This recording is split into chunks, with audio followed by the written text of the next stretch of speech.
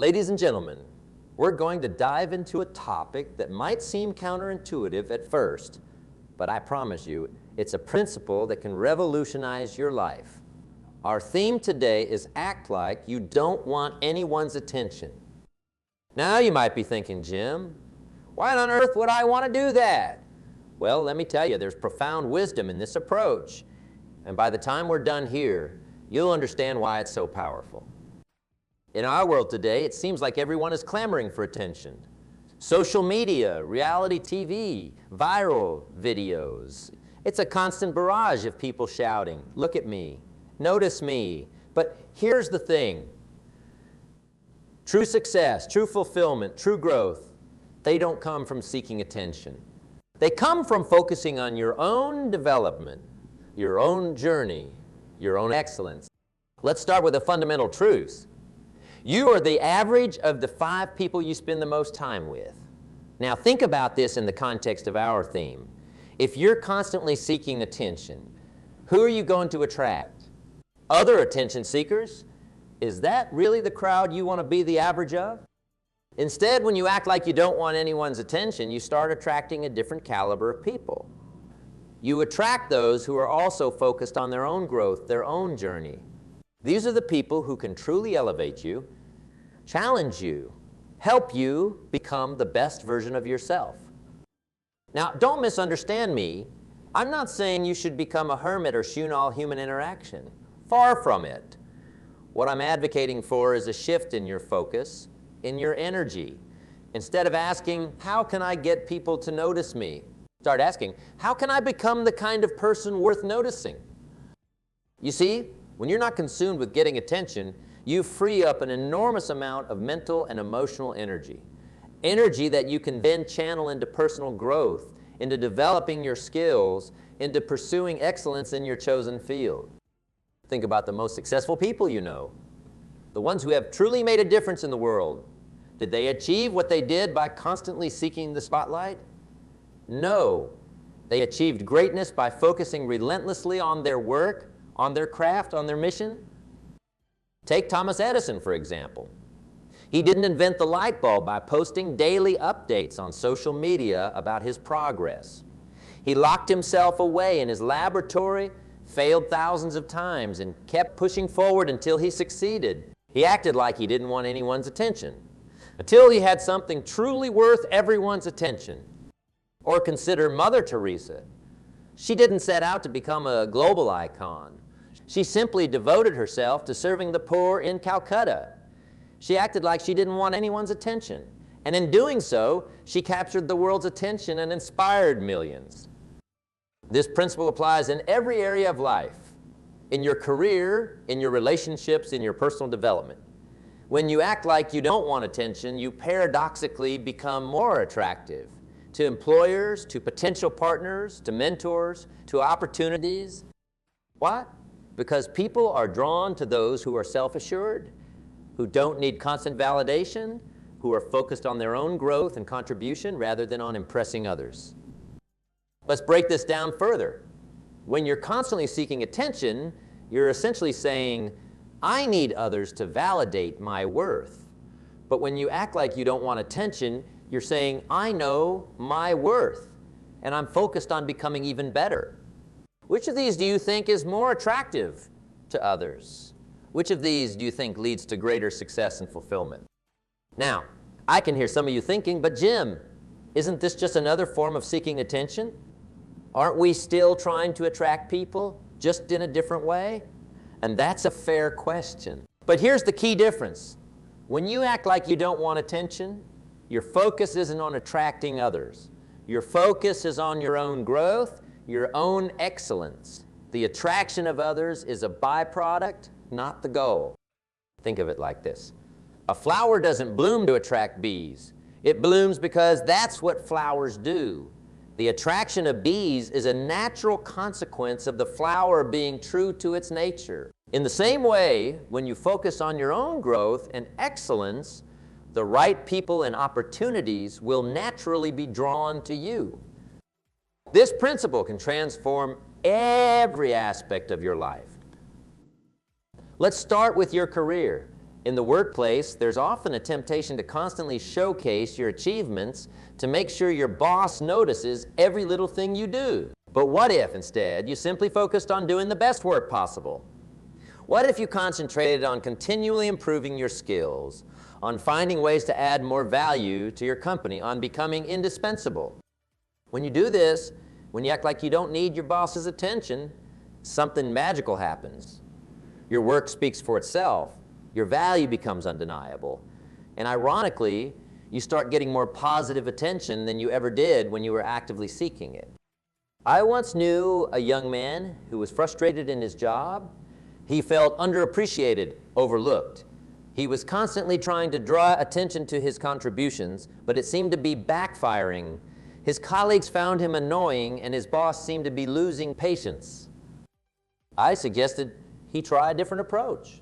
For the next 3 months, I told him, act like you don't want anyone's attention.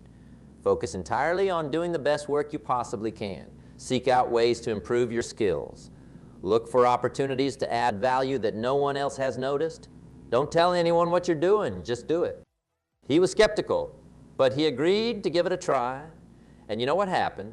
Within 2 months, his boss called him into the office. The young man was nervous, thinking he was in trouble. Instead, his boss offered him a promotion. I don't know what's changed, the boss said, but your work lately has been exceptional. You've really stepped up, and we've noticed. That's the power of acting like you don't want attention. When you focus on excellence rather than recognition, recognition inevitably follows. The same principle applies in your personal relationships. Think about the people in your life who are constantly seeking attention. The ones who always need to be the center of conversation, who can't stand it when the spotlight isn't on them. How do you feel about those people? Do you find yourself drawn to them, or do you find them exhausting? Now think about the people you most admire, the ones you're most drawn to. Chances are they're not the attention seekers. They're probably people who are comfortable in their own skin, who listen more than they talk, who are more interested in hearing about you than in talking about themselves. When you act like you don't want attention in your relationships, you become that person. You become someone who's genuinely interested in others, who's secure enough in themselves that they don't need constant validation. And paradoxically, this makes you incredibly attractive to others. I remember a conversation I had with a successful businessman. He told me, Jim, the most valuable lesson I ever learned about networking came from my father. He told me, son, when you go to a networking event, don't try to be interesting. Try to be interested. And that changed everything for me. You see, when you're trying to be interesting, you're seeking attention.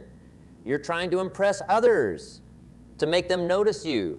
But when you're genuinely interested in others, when you act like you don't need their attention, that's when real connections are formed. That's when you build relationships that can truly enrich your life and propel your success. Now, let's talk about personal development. This is an area where acting like you don't want attention can have profound effects. Too often, people approach personal development with the wrong mindset. They set goals and pursue growth, not for the intrinsic value, but for the recognition they hope to receive. They want to lose weight so others will notice and compliment them. They want to learn a new skill so they can impress their friends.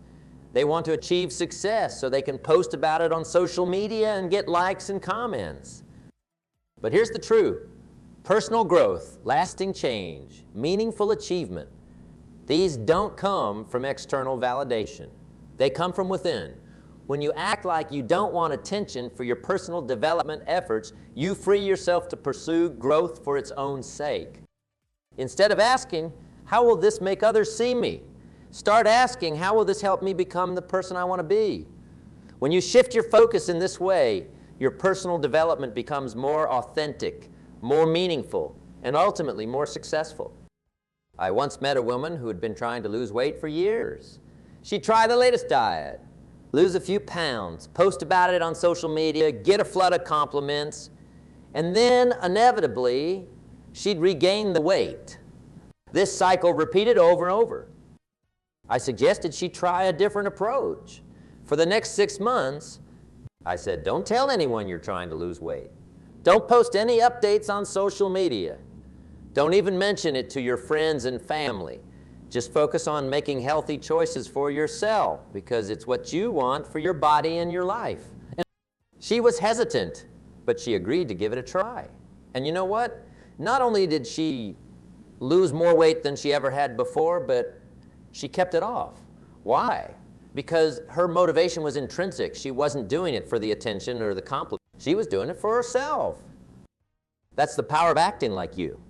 Don't want attention in your personal development. When you're not dependent on external validation, you're free to pursue genuine, lasting growth. Now, I want to address something important. Some of you might be thinking, Jim, this all sounds great in theory, but in today's world, isn't some self-promotion necessary? Don't we need to put ourselves out there to succeed? And you're not wrong. In our interconnected digital world, there is a place for strategic self-promotion.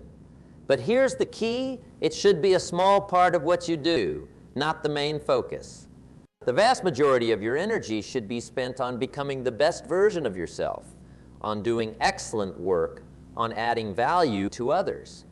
When you do that consistently, the need for self-promotion diminishes dramatically. Think of it like this. If you have to tell people you're a leader, you're probably not a very good one. True leaders don't need to announce their leadership. It's evident in their actions, in the way others respond to them. The same principle applies in every area of life.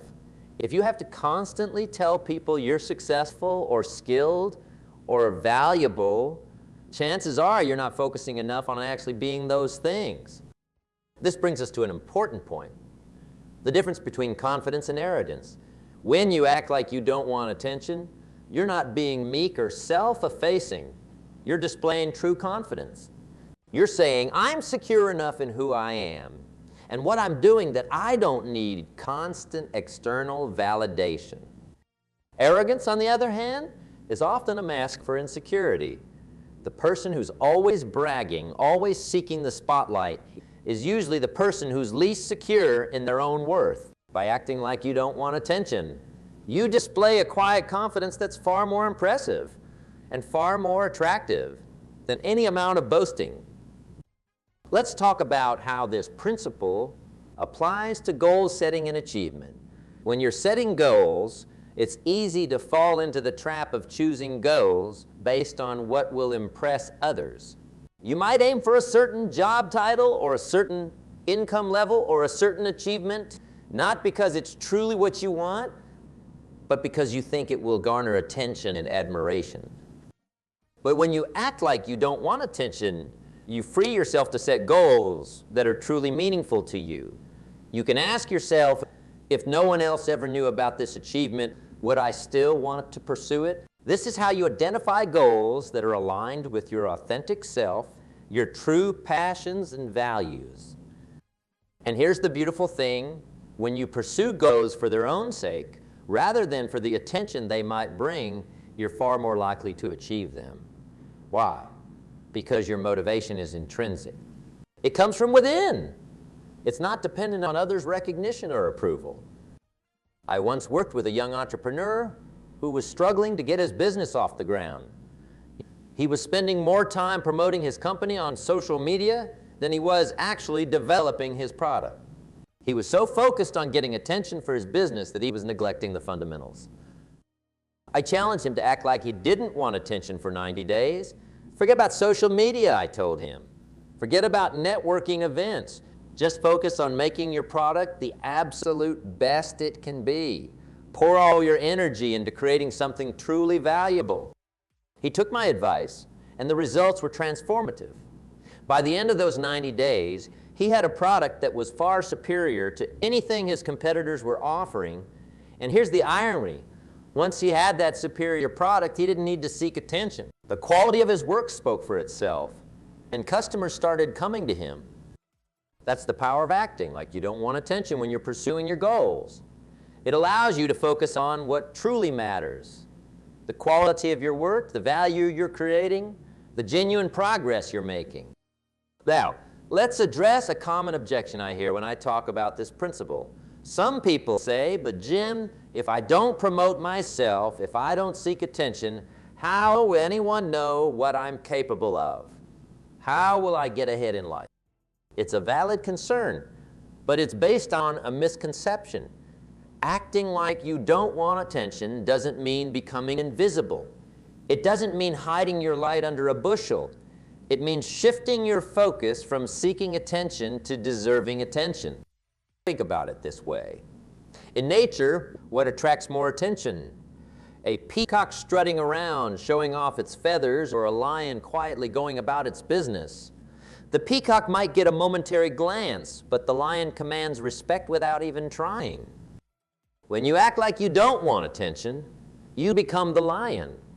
You develop a quiet strength, a magnetic presence that draws others to you naturally. You don't need to announce your capabilities. They become evident in everything you do. This principle is particularly powerful in the age of social media. We're bombarded with people seeking attention, showing off every aspect of their lives. But think about the people you truly admire on these platforms. Chances are, they're not the ones constantly posting selfies or bragging about their achievements. They're the ones sharing valuable insights, creating meaningful content, adding value to their followers' lives. When you act like you don't want attention on social media, you stand out from the crowd. Instead of asking, how can I get more likes and followers? Start asking, how can I add more value to my audience? This shift in focus can transform your online presence from attention-seeking to attention-worthy. Let's talk about how this principle applies to learning and personal growth. When you're not focused on getting attention, you're free to embrace the role of the learner. You can ask questions without worrying about looking foolish. You can admit when you don't know something, which is the first step to gaining new knowledge. I've seen so many people hold themselves back from growth opportunities because they're afraid of looking stupid, of not being the smartest person in the room. But when you act like you don't want attention, you liberate yourself from this fear. You can dive into new experiences, new fields of knowledge, new skills, with the enthusiasm of a beginner. And here's the irons. This willingness to learn, this humility, is incredibly attractive to others. People are drawn to those who are constantly growing, constantly curious. By acting like you don't want attention, you become the kind of person others want to teach, to mentor, to collaborate with. Now, let's address another important aspect of this principle, resilience. When you're constantly seeking attention, you become very vulnerable to setbacks and criticism. If your sense of self-worth is tied to others' approval, what happens when that approval is withdrawn? You crumble? But when you act like you don't want attention, you develop an inner strength that's unshakable. Your self-worth comes from within, from your own standards of excellence, from your own sense of purpose. This makes you incredibly resilient in the face of challenges and setbacks. I remember working with a talented artist who was devastated by negative reviews of her first exhibition. She was ready to give up on her art entirely. I asked her, if you knew that no one would ever see your paintings, would you still want to create them? She thought for a moment, then nodded. Then that's your true motivation, I told her. Focus on that. Create for the joy of creation, not for the reviews or the attention. She took this advice to heart, and it transformed her approach to her art. She stopped worrying about what critics or the public might think and focused solely on expressing her vision. And you know what? Her work improved dramatically. The next exhibition was a huge success, not because she was seeking approval, but because she was creating authentic, powerful. The paradox of acting like you don't want attention. When you stop seeking it, you often end up receiving more of it than you ever did before. But by then, you've developed the inner strength to handle it wisely.